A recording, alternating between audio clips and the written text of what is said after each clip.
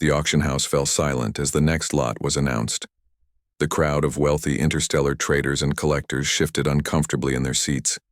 No one dared to meet the fierce gaze of the alien woman who stood on the platform, her violet skin gleaming under the harsh lights. Her name was Zara, a Nexian from the distant Andromeda galaxy, captured during a border skirmish. She was now being sold as an exotic specimen to the highest bidder.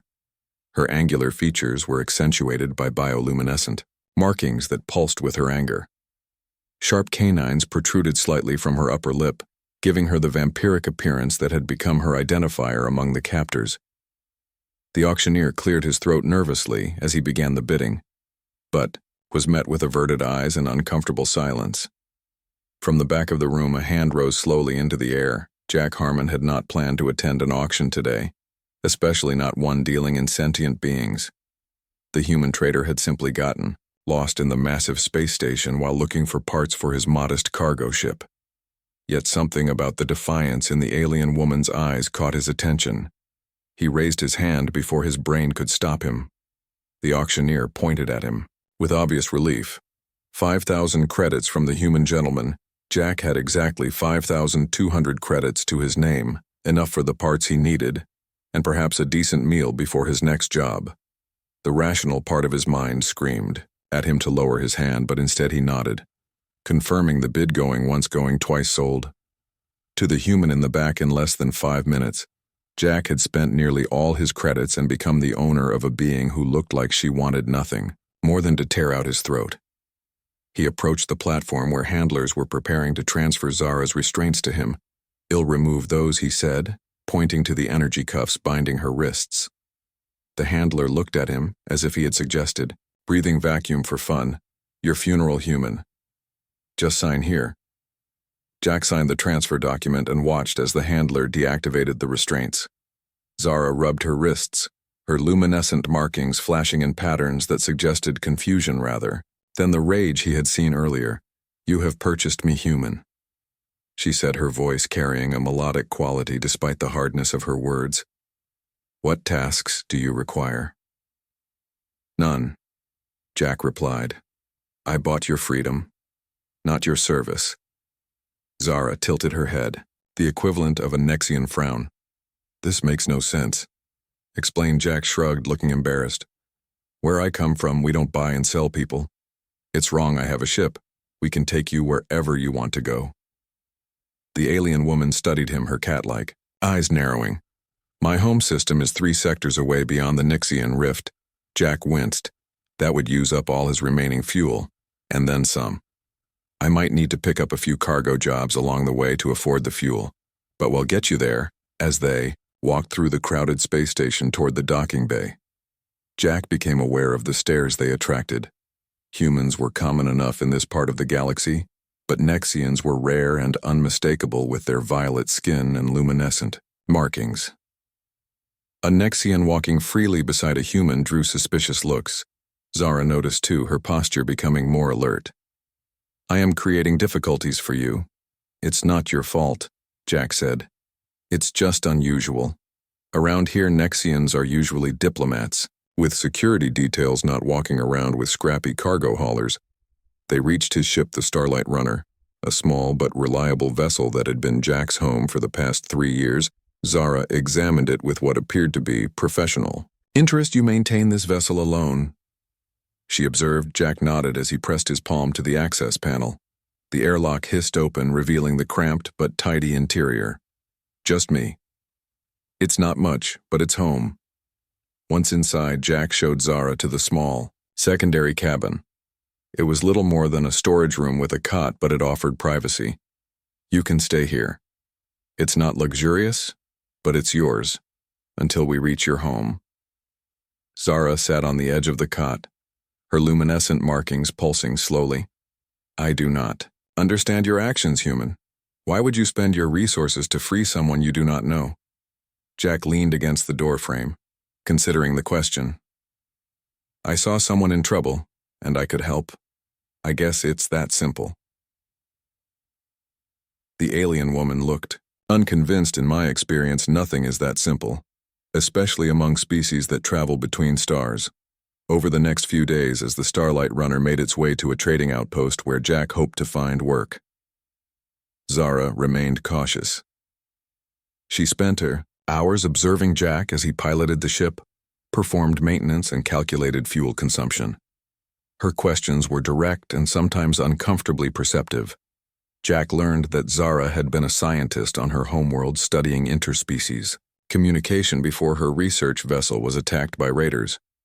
She had been the only survivor passed from one owner to another before ending up at the auction. At the trading outpost, Jack secured a job transporting medical supplies to a mining colony. The pay was decent enough to refuel the ship and continue their journey toward Nexian space, but as they prepared to leave the station, alarm klaxons began to wail.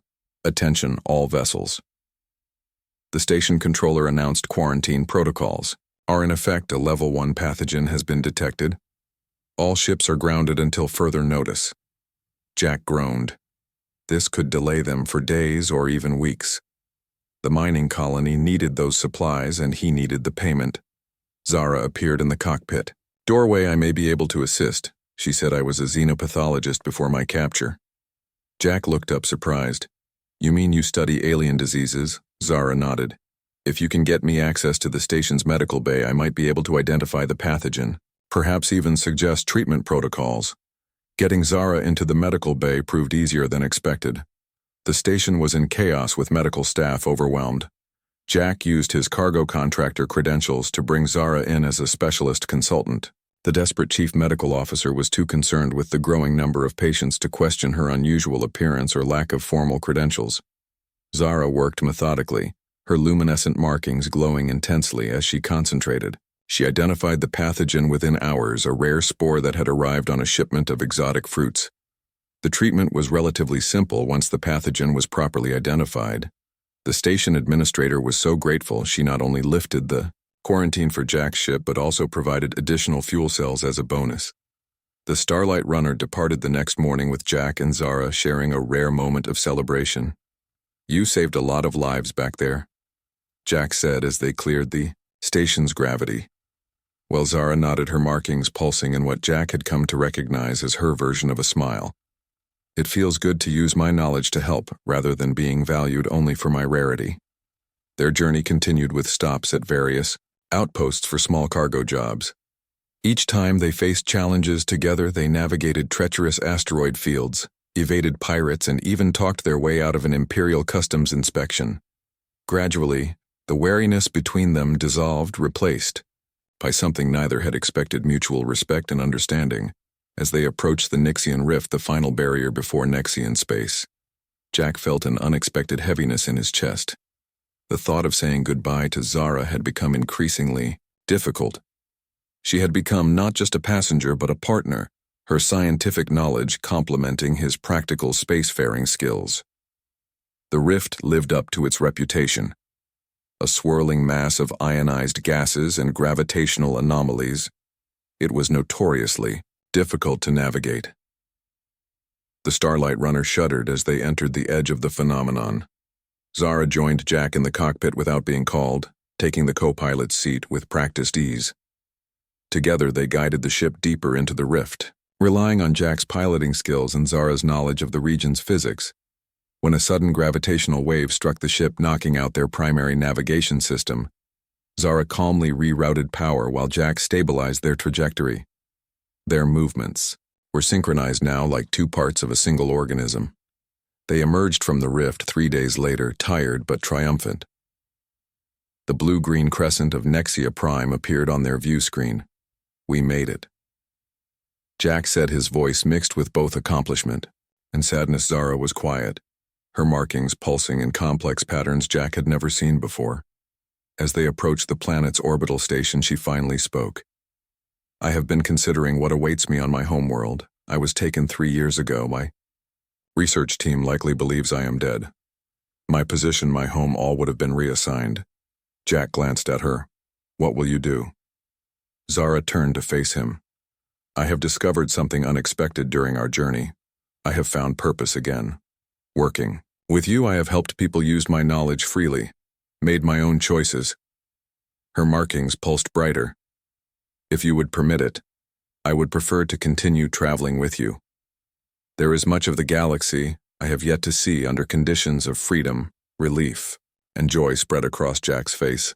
The Starlight Runner could use a science officer, he said, and I could use a friend, as the ship established orbit around Nexia Prime. Zara transmitted a message to her homeworld, letting her people know she was alive, but had chosen a new path. The response came quickly, a mixture of joy at her survival and respect for her decision. That night, as Jack plotted their next destination, Zara stood beside him, her violet skin reflecting the starlight. Her markings glowed with contentment, no longer a captive or an oddity but a free being charting her own course among the stars. Perhaps we should rename the ship, Jack suggested. The auction house fell silent as the next lot was announced. The crowd of wealthy interstellar traders and collectors shifted uncomfortably in their seats. No one dared to meet the fierce gaze of the alien woman who stood on the platform, her violet skin gleaming under the harsh lights. Her name was Zara, a Nexian from the distant Andromeda galaxy. Captured during a border skirmish, she was now being sold as an exotic specimen to the highest bidder. Her angular features were accentuated by bioluminescent markings that pulsed with her anger. Sharp canines protruded slightly from her upper lip, giving her the vampiric appearance that had become her identifier among the captors. The auctioneer cleared his throat nervously as he began the bidding, but was met with averted eyes and uncomfortable silence. From the back of the room, a hand rose slowly into the air. Jack. Harmon had not planned to attend an auction today, especially not one dealing in sentient beings. The human trader had simply gotten lost in the massive space station while looking for parts for his modest cargo ship. Yet something about the defiance in the alien woman's eyes caught his attention. He raised his hand before his brain could stop him. The auctioneer pointed at him, with obvious relief. 5,000 credits from the human gentleman. Jack had exactly 5,200 credits to his name, enough for the parts he needed, and perhaps a decent meal before his next job. The rational part of his mind screamed at him to lower his hand, but instead he nodded, confirming the bid going once, going twice sold. To the human in the back, in less than 5 minutes, Jack had spent nearly all his credits and become the owner of a being who looked like she wanted nothing more than to tear out his throat. He approached the platform where handlers were preparing to transfer Zara's restraints to him. "I'll remove those," he said, pointing to the energy cuffs binding her wrists. The handler looked at him as if he had suggested, "Breathing vacuum for fun. Your funeral, human. Just sign here." Jack signed the transfer document and watched as the handler deactivated the restraints. Zara rubbed her wrists, her luminescent markings flashing in patterns that suggested confusion rather than the rage he had seen earlier. "You have purchased me, human," she said, her voice carrying a melodic quality despite the hardness of her words. "What tasks do you require?" "None," Jack replied. "I bought your freedom, not your service." Zara tilted her head, the equivalent of a Nexian frown.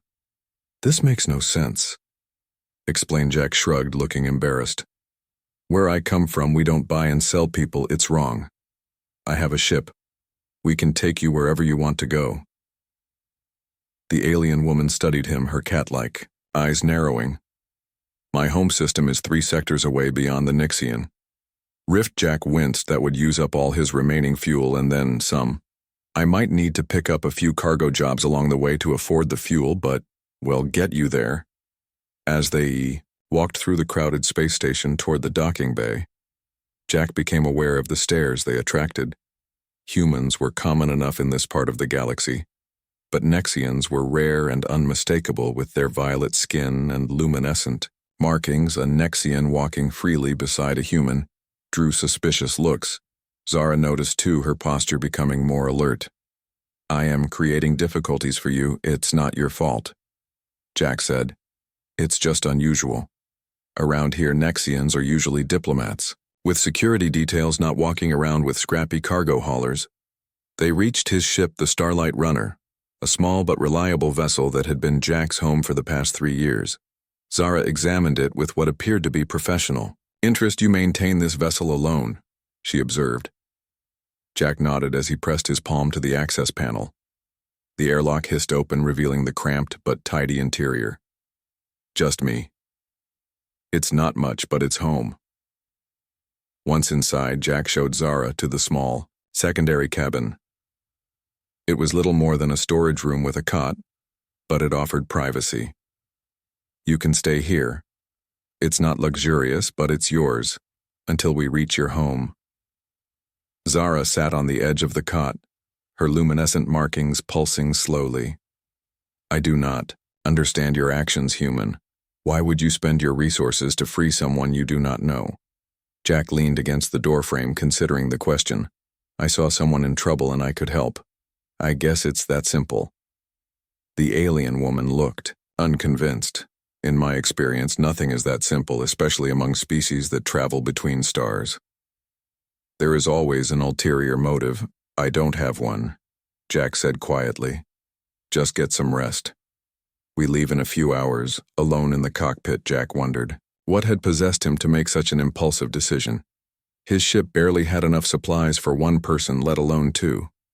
The journey to Nexian space would take weeks, perhaps months, depending on the jobs he could find along the way. And he knew almost nothing about Nexians, their biology, their customs, their needs. As the station's docking clamps released, Jack felt the familiar weightlessness of space envelop the ship. He plotted a course toward the nearest trading hub, where he hoped to find work. The ship's engines hummed to life, pushing them away from the station and into open space.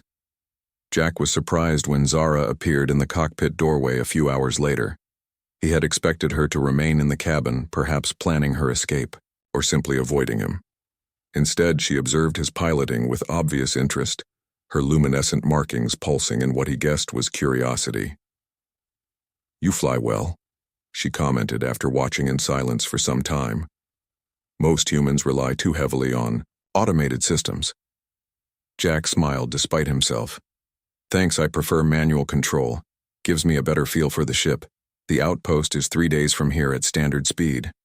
Zara said I can assist with navigation if you wish. Jack raised an eyebrow. You know this region? Zara nodded. I was a scientist before my capture. My specialty was xenobiology. But all Nexian academics receive basic astronavigation training. Jack gestured to the co-pilot seat. Feel free. The nav system could use a second pair of eyes. Over the next 3 days, they settled into an uneasy routine. Jack handled the ship's operations while Zara offered occasional suggestions for course corrections. They shared meals in silence. Zara eating the standard protein rations without complaint, though.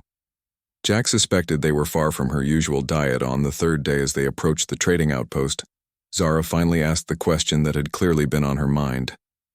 Why did you really purchase me? Jack powered down the main thrusters as they entered the outpost traffic control zone. I told you. The whole concept of sentient beings being sold bothers me. Where I grew up on Earth, we have laws against that kind of thing. You risked everything you own for a principle, Zara said, her tone making it clear she found this difficult to believe. Jack shrugged. Maybe I did. Or maybe I was just tired of being alone out here. The outpost loomed ahead of them, a sprawling structure of interconnected modules orbiting a barren moon. Jack received clearance to dock and guided the ship into an available berth. The mechanical clamps locked into place with a dull thud. I need to find work, Jack explained as he powered down the ship's systems. Stay here if you want, or come with me, but keep your head down. This place isn't exactly friendly to non-humans. Zara stood, her markings pulsing with determination. I will accompany you. I have been confined enough in recent months. The trading outpost was bustling with activity. Merchants hawked exotic wares from dozens of worlds while transport captains negotiated cargo contracts. Jack made his way to the job board, his eyes scanning for anything that would take them in the direction of Nexian space. A job caught his eye: delivery of medical supplies to the mining colony on Helios 4. The pay was decent, and Helios was at least in the right direction. Jack logged his interest in the contract and received an immediate response. The client wanted to meet. Zara followed close behind. As Jack navigated the crowded corridors toward the meeting point, he was acutely aware of the stares they received. The violet-skinned Nexian with her glowing markings was an unusual sight in this part of space. The client was a harried-looking, human woman with cropped red hair and a medical corps insignia on her jacket. She introduced herself as Dr. Lisa. "Bell, we need these supplies delivered within the week," she explained. "There's been an outbreak of Thessian fever at the mining colony." Jack nodded. Understanding the urgency, "I can get them there in 5 days." Dr. Bell looked relieved. Then her eyes drifted to Zara. "Is she your crew?" Zara spoke before Jack could answer. "I am a xenobiologist. I can ensure the medical supplies are kept at optimal conditions during transport." Dr. Bell's eyebrows rose with interest. "A Nexian xenobiologist. That's rare in these parts." She turned back to Jack. "You have the contract, Captain Harmon. The supplies will be loaded within the hour." As they walked back to the ship, Jack gave Zara a questioning look. Xenobiologist. Zara's markings pulsed in what might have been amusement. "It is true enough. I studied many species before my capture, including humans. It seemed a useful skill to mention." Jack smiled for the first time since the auction. "Well, Dr. Zara, welcome to the crew of the Starlight Runner. It seems we have a delivery to make." The medical supplies were loaded promptly, and Jack wasted no time departing the outpost. Their course was set for Helios 4-5 days away. But as they cleared the outpost gravity well, an alert sounded from the sensor array. 3 ships had just appeared on long-range scanners and were moving to intercept pirates. Jack muttered, "They must have monitored the outpost communications and know we're carrying medical supplies." The Starlight Runner plunged into the asteroid field engine, screaming in protest. Jack guided the ship with practiced precision, weaving between massive space rocks and clouds of debris. The 3 pirate vessels followed, breaking formation to surround. Their prey. Zara gripped her seat as the ship lurched violently to avoid a spinning asteroid.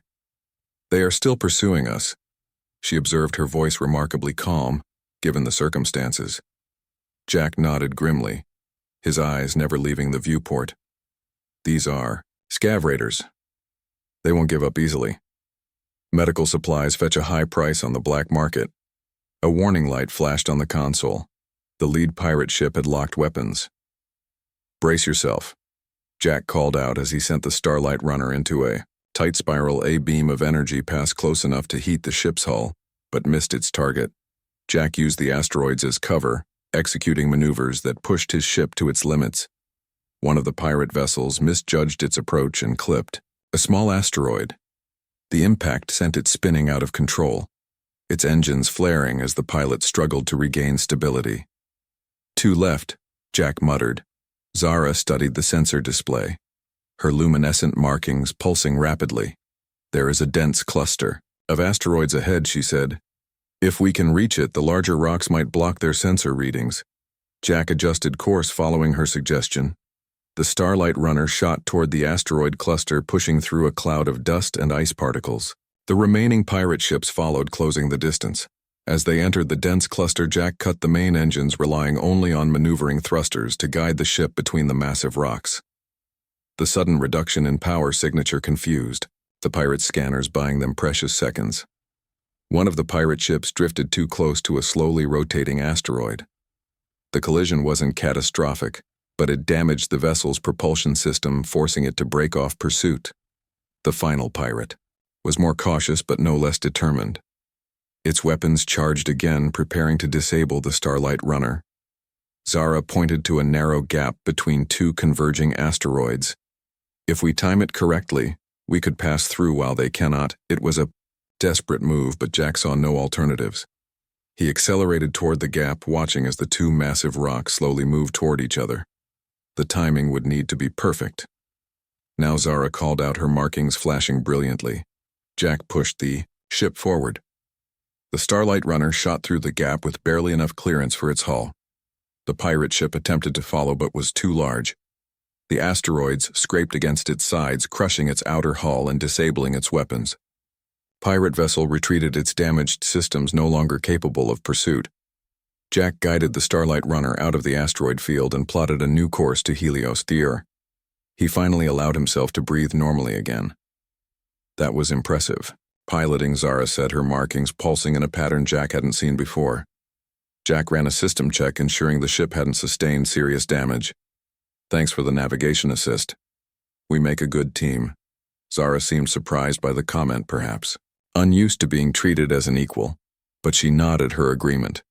The next 3 days passed without incident. The Starlight Runner continued its journey to Helios 4.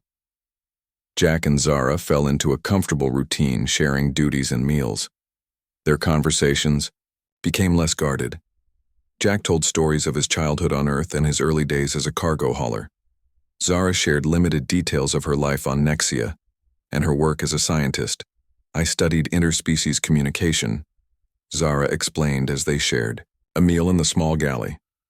My research focused on biological adaptations that facilitate understanding between different sentient races. That explains why your translator is so good. Jack observed, most non-humans I meet sound mechanical when they speak. Zara's markings pulsed in what Jack was beginning to recognize as amusement. I do not use a translator. I learned your language directly. The structure is simple compared to Nexian. Jack looked impressed. That must have taken years. Zara tilted her head. Languages come easily to Nexians. Our neural pathways are more adaptable than humans. It is one reason my people became successful diplomats. As Helios 4 came into view, Jack received clearance to land at the mining colony. The facility was built into the side of a mountain, providing shelter from the planet's harsh radiation. The landing was smooth despite gusty winds that buffeted the ship. Dr. Bell was waiting for them at the docking bay. Her face showed signs of exhaustion, but she brightened when she saw the medical supplies being unloaded. You made excellent time, Captain Harmon, she said. These will save lives. Jack nodded, accepting the payment chip she offered. We had some trouble with scav raiders, but nothing we couldn't handle. Dr. Bell looked concerned. Raiders are getting bolder these days. She glanced at Zara, who was supervising the unloading of temperature-sensitive medications. You said your companion is a xenobiologist. Zara approached her markings, pulsing gently. I am. Dr. Bell hesitated, then spoke quietly. We have several non-human miners affected by the fever. Our medical staff has limited experience with xenobiology. Would you be willing to consult while we're processing your payment and refueling your ship? Zara looked at Jack, who nodded. Go ahead. I need to check the ship for damage from our asteroid field adventure anyway. The mining colony hospital was overwhelmed with patients. Humans and aliens lay on beds lining the corridors. Dr. Bell led Zara to a separate ward, where the non-human patients had been isolated. Most of our treatments are designed for human physiology, Dr. Bell explained. We've modified dosages based on body mass, but we're seeing mixed results. Zara examined the patients. Her luminescent markings glowed intensely as she concentrated. She requested access to the hospital's medical database and spent hours reviewing treatment protocols. Finally, she approached Dr. Bell. Your base treatment is sound but requires modification for different species, she explained. Thessian fever affects respiratory systems differently depending on oxygen processing mechanisms. Dr. Bell listened intently as Zara outlined specific adjustments for each species. Medication dosages were recalculated, treatment schedules altered. Within hours, the first patients began showing improvement. Jack arrived at the hospital after completing repairs to find Zara working alongside the medical staff. Her movements were precise, her instructions clear. The human doctors treated her with respect, following her guidance without question. Dr. Bell approached Jack with a relieved smile. Your xenobiologist is remarkable, Captain Harmon. She's saved at least a dozen lives today. Jack watched Zara work, feeling a strange pride. She's not mine, he corrected. But yes, she's something special. When Zara finally returned to the ship, she was visibly tired, her normally bright markings pulsing slowly. Jack had prepared a meal better than their usual rations, having traded some spare parts for fresh supplies. You should eat, he said as she entered the galley. You've had a long day. Zara sat down, her movements lacking their usual grace. I have not practiced medicine in some time. It was good to use my knowledge again. They ate in companionable silence until Zara spoke. We helped today. Those miners would have died without proper treatment, Jack nodded. You helped? I just fixed the ship. Zara's markings pulsed. You brought the medicine, you evaded the raiders, you made it possible. Jack smiled at the unexpected praise. They make a good team indeed. The colony administrator insisted on hosting a small reception for the crew of the Starlight Runner to thank them for both the delivery and Zara's medical assistance. Jack felt uncomfortable in such settings but attended out of obligation. Zara, however, moved through the gathering with unexpected grace, accepting gratitude with dignified nods. A mining engineer approached Jack as he stood awkwardly at the edge of the room. "Your Nexian friend saved my brother's life," he said. "I've never seen anyone understand different species' medical needs so quickly. She's not my Zara, is her own person." Jack corrected. "We're just traveling together." The engineer raised an eyebrow. "Whatever you say, Captain, but you two work well together." As the reception continued, Jack noticed several people speaking with Zara. One was the colony's security chief, a stern woman named Kate Lawson. She seemed particularly interested in Zara, occasionally glancing in Jack's direction during their conversation. When they finally returned to the ship, Jack asked about the security chief. "She had questions about my captivity." Zara explained, "The raiders who took me have been attacking colonies in this sector. She believes they are building forces for something larger." Jack frowned. "That sounds ominous." "Did she want information?" Zara nodded. "She asked if I would share what I learned during my captivity with Alliance Security. Her superior will arrive tomorrow." Jack considered this. They were scheduled to depart in the morning. The colony had refueled their ship, and the payment for the medical delivery would keep them going for some time. But sharing information with Alliance Security meant delay. "What do you want to do?" he asked. Zara seemed surprised by the question. "You would alter your plans based on my preference." Jack shrugged. "It's your information to share or not. And this is a partnership." Remember, Zara's markings pulsed brightly at the word partnership. "I would like to speak with Alliance Security. My knowledge could protect others from suffering as I did." Jack nodded. "Then, well, stay an extra day." The Alliance security officer arrived the following morning. An imposing human woman with short blonde hair and a crisp uniform introduced herself as Commander Heather Grant. She requested to speak with Zara privately. Jack reluctantly agreed but remained nearby. Jack stared at Commander Grant, then at Zara. His instinct was to refuse. The Starlight Runner was a cargo vessel, not a military ship, and he had promised to take Zara home, not into danger, but he recognized the determination in Zara's glowing markings. What exactly would this mission involve? He asked cautiously. Commander Grant led them to a secure conference room in the colony administration building. There she displayed a holographic map of the Callisto Belt, a dense asteroid region notorious for pirate activity. According to the intelligence Zara has provided, the raiders have established their main base here. Grant indicated a large asteroid surrounded by smaller fragments. Our task force will engage their outer defenses, but we need someone who can guide a small team through the debris field to access this entry point. Jack studied the map with a critical eye. That's a lot of rocks to navigate. And their defense systems, the raiders use automated turrets on the larger asteroids, Grant explained, and patrol ships along established routes. But Zara's knowledge of their protocols combined with your piloting skills could get a small stealth vessel. Jack looked at Zara, who was examining the hologram intently, her markings pulsing with concentration.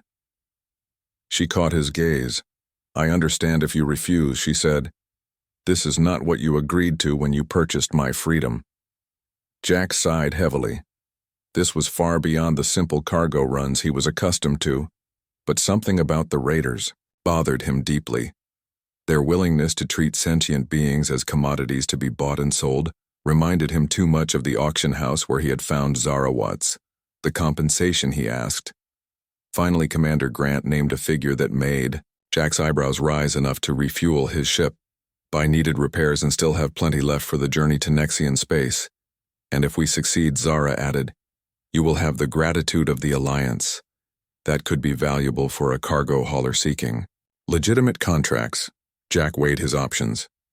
The mission was dangerous, certainly, but the payment was generous, and if they succeeded, it would mean no more auctions like the one where he had found Zara. "Well, need a day to prepare," he said finally. The Starlight Runner isn't equipped for stealth operations. Grant nodded. We have a modified scout vessel you can use. Our technicians will brief you on its systems tomorrow. The operation begins in 3 days. As they walked back to their ship, Jack remained silent, processing the commitment he had just made. Zara walked beside him, her luminescent markings pulsing gently. You are concerned, she observed. Jack nodded. This isn't exactly what I had in mind when I offered to take you home. Zara stopped, facing him directly. I did not intend to involve you in my desire for justice. If you wish to withdraw, I will understand. I can join the Alliance team and find my own way home afterward. Jack shook his head, surprising himself. I'm in. But not for the Alliance or the payment. For what those raiders represent. People shouldn't be sold like cargo. Zara's markings pulsed brightly. Thank you, she said simply. The next day, they met with Alliance technicians who showed them the scout vessel they would be piloting. It was sleek and dark, designed to absorb rather than reflect sensor scans. Jack familiarized himself with the controls, while Zara studied the raiders' patrol patterns and security protocols. That evening, back on the Starlight Runner, they prepared their supplies for the mission. Zara had been quiet most of the day, her markings pulsing slowly in a pattern Jack couldn't interpret. Is everything okay? He asked as they shared a meal. Zara looked up from her untouched food. I was remembering my capture, she said. My research vessel was attacked without warning. 3 of my colleagues died immediately. The others were taken as I was, but I do not know their fate. Jack listened, feeling a mixture of anger and sympathy. I'm sorry, Zara continued, her markings pulsing more intensely. I was examined, cataloged, evaluated for my market value, then sold to a collector who displayed me alongside artifacts and other living specimens. When I attempted escape, I was sold again, this time to a mining operation.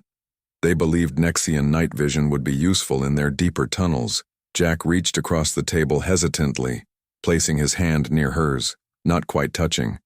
When did you end up at the auction house? After I sabotaged mining equipment. Zara replied. I was deemed too dangerous for labor but too valuable to eliminate. The auction was their solution. Jack nodded, understanding better now, her determination to stop the raiders. You want to make sure this doesn't happen to anyone else. Zara's markings pulsed in agreement. Yes. And perhaps I need to confront those who treated me as property. To move beyond that experience. The day of the mission arrived, bringing a tense atmosphere to the colony. The Alliance task force consisted of 3 patrol ships and a small carrier vessel that would transport their scout ship until they reached the edge of the Callisto Belt. Jack and Zara boarded the scout ship, running final checks on its systems. Commander Grant briefed the teams one last time. The patrol ships will engage the raiders' outer defenses, creating a diversion. While they're occupied, Captain Harmon and Zara will pilot the scout vessel to this maintenance entry point. She pointed to a location on the holographic map. Once inside, they will disable the base's defense grid, allowing our main force to move in. Jack listened attentively, noting the precise timing required. The plan was solid but relied heavily on the element of surprise. If the raiders detected their approach early, the small scout ship would be extremely vulnerable. The carrier vessel departed the colony with the scout ship secured in its hold. Jack and Zara used the transit time to review the mission details once more. Zara recited the raiders' access codes and security protocols from memory, while Jack plotted their approach vector through the asteroid field. 5 hours later, they reached the edge of the Callisto Belt. The task force ships moved into position while Jack and Zara prepared for deployment in the scout vessel. Commander Grant contacted them one final time through the comm system. Remember, your objective is the defense grid, not engaging the enemy directly. Good luck. The scout ship was released from the carrier and immediately activated its stealth systems. Jack guided it carefully into the asteroid field using minimal thrusters to avoid detection. Ahead, they could see flashes of weapons fire as the Alliance patrol ships engaged the raiders' outer defenses. So far, the plan is working, Jack said, keeping his voice low despite knowing the raiders couldn't hear them. Zara nodded, monitoring the sensor display. Patrols are responding to the attack. Their attention is directed outward. Jack navigated through the dense field of asteroids, following the path they had planned. The scout ship systems were far more responsive than the Starlight Runner, allowing for precise maneuvers between the floating rocks. They passed within meters of automated defense turrets, their stealth systems preventing detection.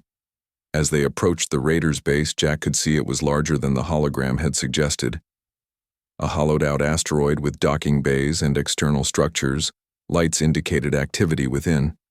But most of the raiders' forces had been drawn to the outer perimeter by the Alliance attack. There Jack pointed. The maintenance entry point was visible, a small airlock designed for repair crews to access the base's exterior. He guided the scout ship to the entry point, matching its rotation perfectly. Zara operated the docking mechanism, securing them to the airlock with a soft thud. She entered the access codes she'd memorized during her captivity. The airlock indicators shifted from red to green. "We're in, Jack," said his voice, tense with anticipation. They sealed their environmental suits and moved through the airlock into the base.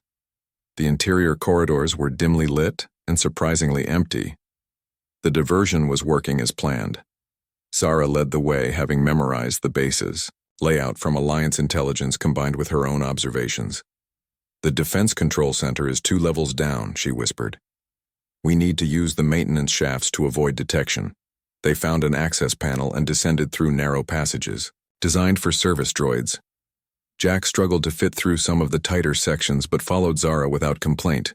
Her luminescent markings provided just enough light to navigate by. They encountered a single raider technician near the defense control center. Jack disabled him with a quick stun from his Alliance-issued weapon. The man collapsed without raising an alarm. Zara accessed the defense control terminal, her fingers moving rapidly over the interface. Her markings pulsed with concentration as she bypassed security measures. "Almost there," she murmured. Suddenly alarms blared throughout the base. The raiders had discovered their presence. Jack moved to the entrance, drawing his weapon. "Hurry," he urged. Zara worked faster, her markings flashing brilliantly with effort. "The defense grid is down," she announced finally. Jack contacted Commander Grant. "Defense systems disabled. Proceed with main assault." "Acknowledged." Grant's voice came through the comm. "Good work. Now get to extraction. Point Alpha." They moved quickly through the corridors, no longer concerned with stealth. The extraction point was a secondary docking bay, where they could secure a raider vessel and escape during the confusion. Raiders rushed past them, heading to defensive positions against the incoming Alliance forces. They reached the docking bay, finding it nearly empty, except for a few small transport vessels. A group of raiders appeared at the far entrance. "Weapons raised, intruders," one shouted. Jack pulled Zara behind a cargo container as energy beams struck around them. He returned fire, forcing the raiders to take cover. The Starlight Runner drifted through the vast emptiness of space, its engines humming softly. Jack sat in the pilot's chair, reviewing their course. The payment from the Alliance had allowed him to make substantial repairs to his ship and stock up on supplies. They were now 3 weeks into their journey toward Nexian space, making steady progress. Zara entered the cockpit, her luminescent markings pulsing gently in the dim light. She had changed since the raid on the pirate base. Her movements were more confident, her posture less guarded. She took the co-pilot's seat without asking a sign of how comfortable their partnership had become. "The Nixian rift is still 2 weeks away at our current speed," she observed, studying the navigation display. Jack nodded. The rift was a dangerous region of space, a swirling mass of energy storms and gravitational anomalies that separated the core systems from Nexian territory. It was the final major obstacle before they reached Zara's home. "We should stop at Meridian Station first," he suggested. "They have specialized equipment for rift navigation, and we could use a few days of real food and actual bed." Zara tilted her head, considering the suggestion. Her markings pulsed in what Jack now recognized as agreement. "Meridian Station would be acceptable. It is known to be welcoming to non-humans." Their relationship had evolved over the weeks into something Jack had difficulty defining. Not quite friendship, not quite professional partnership. Something in between, built on shared experiences and growing trust. Zara no longer flinched when he entered a room. He no longer felt the need to explain his every decision. They had fallen into comfortable routines, sharing meals and ship duties Jack had taught Zara the basics of ship maintenance while she had introduced him to Nexian meditation techniques to help maintain focus during long shifts. The Starlight Runner felt less empty with her aboard. A sensor alert interrupted Jack's thoughts. A ship was approaching fast, its energy signature unfamiliar. Jack activated the tactical display. Zara leaned forward, studying the readings. That is not a commercial vessel, she said, her markings pulsing rapidly. The power distribution suggests military design. Jack frowned. Who's military? The Alliance patrols rarely ventured this far from core systems, and they were still too far from Nexian space to encounter their patrols. The comm system activated with a burst of static. A stern voice filled the cockpit. Attention cargo vessel. This is Captain Samantha Walsh of the Imperial cruiser. Dominion heave to and prepare for inspection. Jack exchanged a worried look with Zara. The Galactic Empire had been expanding its influence in neutral sectors, claiming to combat piracy while extending its control. The Empire and the Alliance maintained an uneasy peace. But border incidents were becoming more common. We have valid Alliance clearance and documentation, Jack responded, keeping his voice neutral. What is the purpose of this inspection, Captain? There was a pause before Captain Walsh responded. We have reports of Alliance operatives smuggling restricted technology through this sector. Your cooperation is appreciated, but not required. The threat was clear. Jack checked the tactical display. The Imperial cruiser was significantly larger and better armed than the Starlight Runner. Resistance would be futile. We will comply, he said. Finally, Jack reduced speed, allowing the Imperial cruiser to move. Alongside the Starlight Runner shuddered as docking clamps engaged, securing the two vessels. Mechanical sounds indicated the creation of a pressurized connection between the ships. Zara's markings pulsed with concern. Should I hide? She asked quietly. The Empire is not known for its tolerance of alien species, especially those with connections to the Alliance. Jack considered this. The Empire had strict regulations regarding alien movement through its controlled sectors, but hiding Zara would only increase suspicion if she were discovered. No, he decided. We have nothing to hide. You're a Nexian scientist being transported home under Alliance protection. That's our story, and we're sticking to it. The airlock cycled open, revealing 4 Imperial soldiers in full armor. Their weapons were holstered but ready.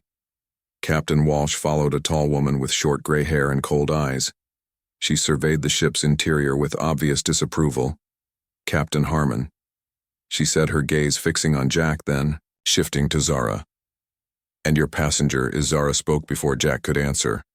I am Dr. Zara of Nexia Prime. I am returning home after completing research in Alliance space. Walsh studied Zara with narrowed eyes. We were not informed of a Nexian passing through this sector, especially one traveling on a private vessel rather than a diplomatic transport. Jack stepped forward. The Alliance arranged this transport.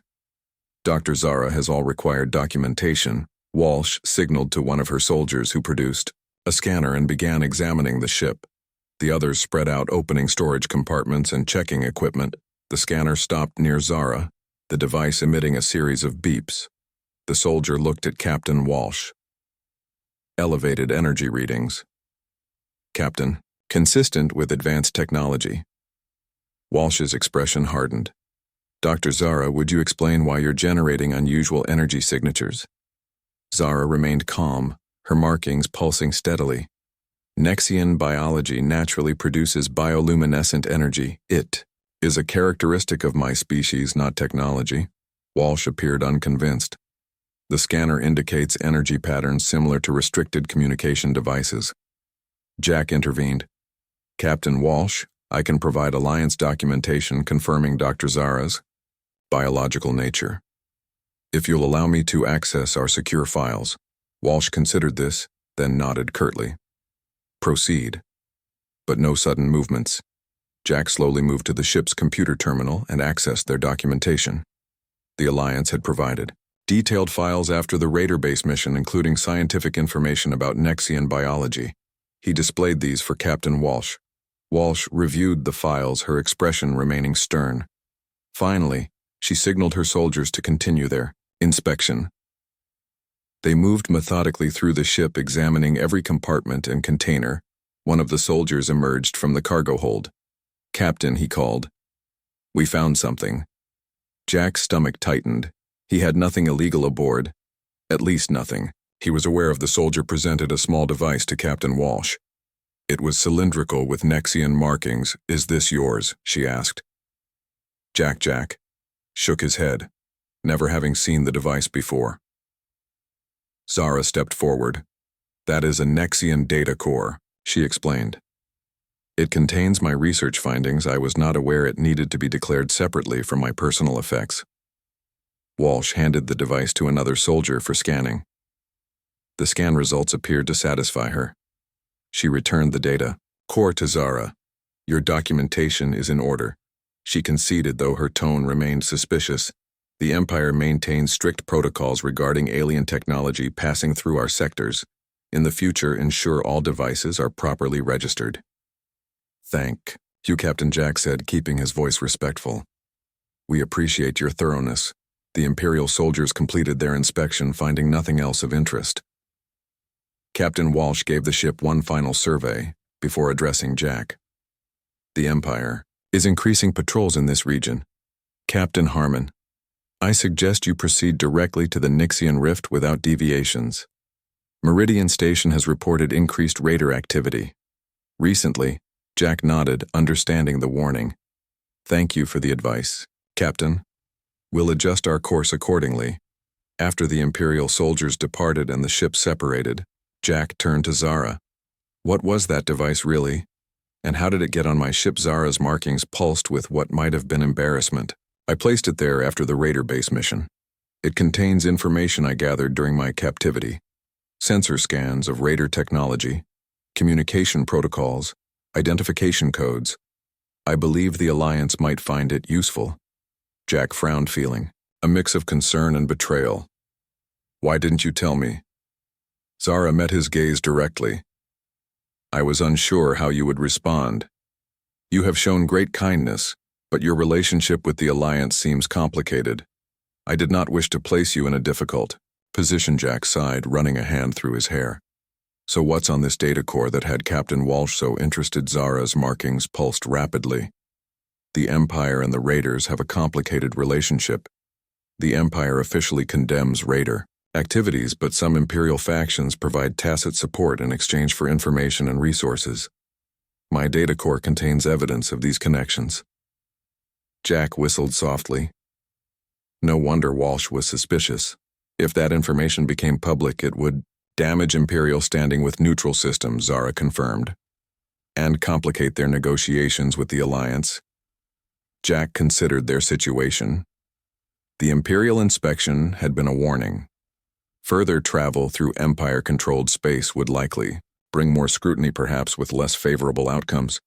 "We need to change course," he decided. "Avoid Empire patrols, take a longer route to the Nixian." Zara tilted her head, studying him.